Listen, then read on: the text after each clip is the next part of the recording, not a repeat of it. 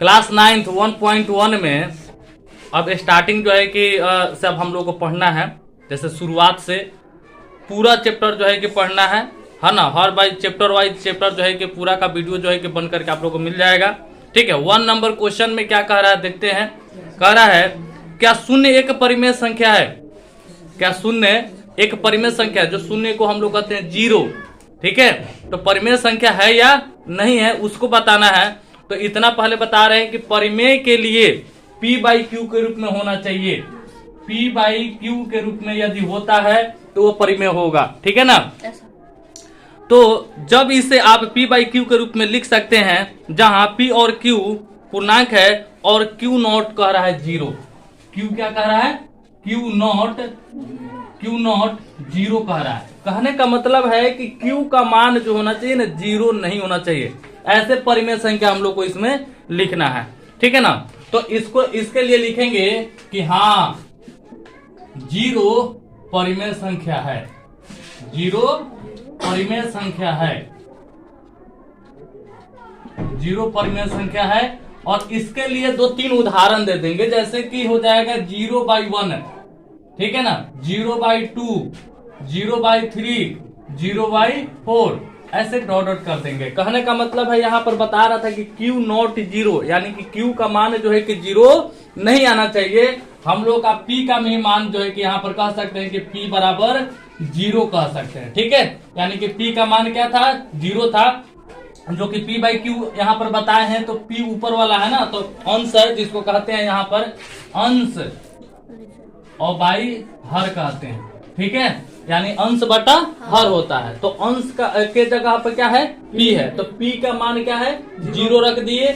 और Q यहाँ पर नीचे है, तो Q का मान कह रहा था जीरो नहीं होना चाहिए था। ठीक है, तो जीरो का मान Q का मान जीरो नहीं रखे हैं, कहीं पर भी नहीं है। ठीक है, तो बस 1 नंबर का आंसर इतना ही होगा। ठीक है, 2 नंबर में चलते हैं। 2 नंबर में क्या कह रहा है? ठीक है, 2 नंबर में कह रहा है, में कह रहा है कि 3 और 4 के बीच में 6 को परिमेय संख्या लिखना है। कितने बीच के बीच में? 3 और 4 के बीच में। 3 और 4 के बीच कह रहा है कितने? 6 को परिमेय संख्या लिखने के लिए 6 परिमेय संख्याएं। ठीक है, तो 6 को परिमेय संख्याएं लिखने के लिए अब यहाँ पे तो हम देख रहे हैं कि 3 है और 4 है, इसके बीच में कोई संख्या नहीं होता है ना, लेकिन होता है। ठीक है, अगर पॉइंट्स में जाएंगे ना, ठीक है, पॉइंट्स में जाएंगे तो जैसे कि देखिए कैसे होता है। एक रेखा ले लिए और यहाँ पे क्या कर लिए? जीरो डाल दिए। ठीक है, तो अब ये क्या होगा? यहाँ पर 0.1 होता है, 0.2 होगा, 0.3 होगा, 0.4 होगा, 0.5 होगा। ठीक है ना, 0.6 होगा, 0.7, 0.8, इसी तरह से 0.9, तब जाकर के 1 होता है। ठीक है, 0 से लेकर 1 के बीच में इतनी सारी संख्याएं हैं। ठीक है, 1 और 2 के बीच में भी देखेंगे ना तो बहुत सारी संख्याएं, जैसे यहीं पर कर सकते हैं। जैसे यहाँ पे अगर 1 मान लेते हैं तो यहाँ पर क्या हो जाएगा? 1.1, 1.2, 1.3, इसी तरह से करते करते जो है कि 1.9 तक जाएगा, तब जाकर के क्या होगा? 2 होगा।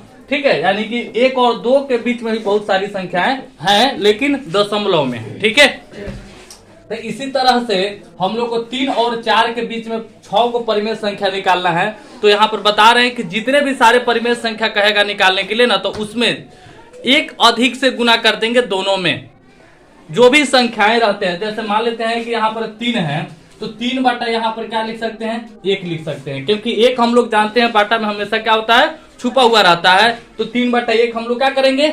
लिख सकते हैं। ठीक है, और क्या बोले हैं कि जितना परिमेय संख्या कहेगा उतना से एक अधिक से गुना करना है हम लोग को, ऊपर में भी और नीचे में भी गुना करना है। ठीक है, तो यहाँ पर गुना हो जाएगा। कितने परिमेय संख्या कह रहा है? 6, तो कितना से गुना करना है हमको? 7 से गुना करना होगा। 7 से ऊपर में भी, 7 से नीचे में भी। तो 7 तिरका 21 बाटा कितना हो जाएगा? 7। चलिए, अब ये 4 के बीच में कह रहा है 4 के, तो 4 बाटा क्या हो जाएगा? 1 हो जाएगा। तो यहाँ पर भी हम लोग को कितना से गुना करना होगा? 7 से ही। ठीक है, तो 4 सते 28, अब बाटा हो जाएगा कितना? 7। अब देखिए ये दो संख्याएं था, दोनों संख्याएं से हम लोग तो गुना कर लिए। अब क्या करना है कि इसके बीच में जितनी भी सारी संख्याएं हैं उसको अब हम लोग को लिखना है। जैसे 21/7 है यहाँ पर, तो क्या हो जाएगा 6 परिमेय संख्या, 6 परिमेय संख्याएं, ठीक है, 6 परिमेय संख्याएं। तो यहां पर देखेंगे 21/7 है, तो इसके बाद में क्या आएगा 22/7।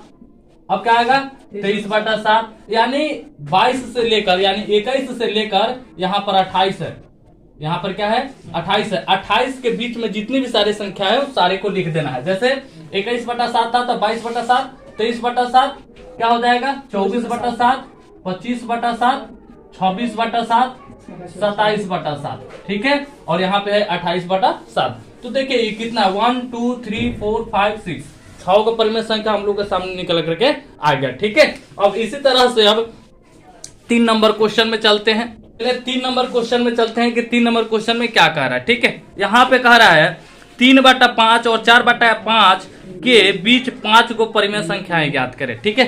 3 कितना है 5 है, 3/5 है और 4/5 है, ठीक है।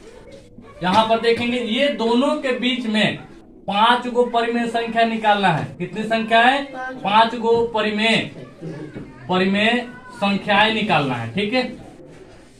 तो कैसे निकालेंगे, तो यहाँ पर देखिए सेम वही प्रोसेस था, लेकिन यहाँ पर कुछ अलग है। तो यहाँ पे क्या करेंगे कि 3/5 है ना, तो 5 से हम लोग 3 में भाग दे लेंगे, है ना। 5 से हम लोग क्या कर देंगे 3 में भाग देंगे। चलिए रफ में भाग कर लेते हैं 5 से 3 में, तो क्या हो जाएगा 5 6 30, यानी यहाँ पर इसको कह सकते हैं 0.6 है ना, तो यहाँ पर कह सकते हैं यहाँ पर कि 0.60, क्या कह सकते हैं 0.60। अब यहाँ पे 4/5 है, तो 4/5 को भी हम लोग भाग देंगे। 5 से कितना में भाग देना है 4 में भाग देना है 5 से, तो ये क्या हो जाएगा 5 8 40, यानी कहने का मतलब होगा कि 0. क्या लिख सकते हैं 80 लिख सकते हैं, ठीक है। तो अब इसके बीच में 5 को परिमेय संख्या, यहाँ पर जो है कि 1 नंबर क्वेश्चन में बताए थे कि एक रेखा पर जो है कि 0 और 1 के बीच में कितनी सारी संख्याएं होती हैं, उसी तरह से यहाँ पर 0.60 है और 0.80 है, इसके बीच में क्या होगा 5 को परिमेय संख्या कोई भी लिख सकते हैं, ठीक है। 5 यहाँ पे लिखेंगे 5 परिमेय संख्याएं, ठीक है, 5 परिमेय संख्याएं। क्या होगा 0.60 और 0.80 के बीच में कोई भी लिख दो। 0.61 लिख सकते हैं, 0.62 लिख सकते हैं, 0.71 लिख सकते हैं, 0.72 लिख सकते हैं, ठीक है। 1 2 3 4 को हो गया 0. ठीक है 79 लिख सकते हैं, कोई दिक्कत नहीं है। यानी कि 60 के बीच में और 80 के बीच में कोई भी लिख सकते हैं। समझ में आ रहा है। चलिए अब चलते हैं, लास्ट क्वेश्चन है जो 4 नंबर। इसमें क्या कह रहा है कि नीचे दिए गए कथन सत्य है या असत्य है ना, अपने उत्तर जो है कि दीजिए, कारण के साथ उत्तर दीजिए। अब कह रहा है कि 1 नंबर में प्रत्येक प्राकृत संख्या एक पूर्ण संख्या होती है। प्रत्येक प्राकृत संख्या, ठीक है। यदि प्राकृत संख्या अपूर्ण संख्या जो है कि अगर नहीं पता है तो मतलब कि मेरे द्वारा जो एक फॉर्मूला जो है कि तैयार करके दिए हुए ना, उसमें जो है कि आप लोग देख सकते हैं, वो पूरा जो है कि डेफिनेशन के साथ और एग्जाम्पल के साथ जो है कि दिए हुए हैं और बताए हुए हैं, ठीक है। उसमें देख सकते हैं, तो वहां पर विस्तार से बताए हुए हैं, विस्तार से लिखे हुए हैं, ठीक है। तो यहाँ पर क्या कर रहे हैं 1 नंबर में कि प्रत्येक प्राकृत संख्या एक पूर्ण संख्या होती है, तो यहाँ पर लिख सकते हैं कि हाँ ये सत्य है, ठीक है। और 2 नंबर में कह रहा है कि प्रत्येक पूर्णांक एक पूर्ण संख्या होती है, तो ये क्या हो जाएगा असत्य हो जाएगा, ठीक है। 3 नंबर में कह रहा है कि प्रत्येक परिमेय संख्या एक पूर्ण संख्या होती है, तो ये भी असत्य हो जाएगा।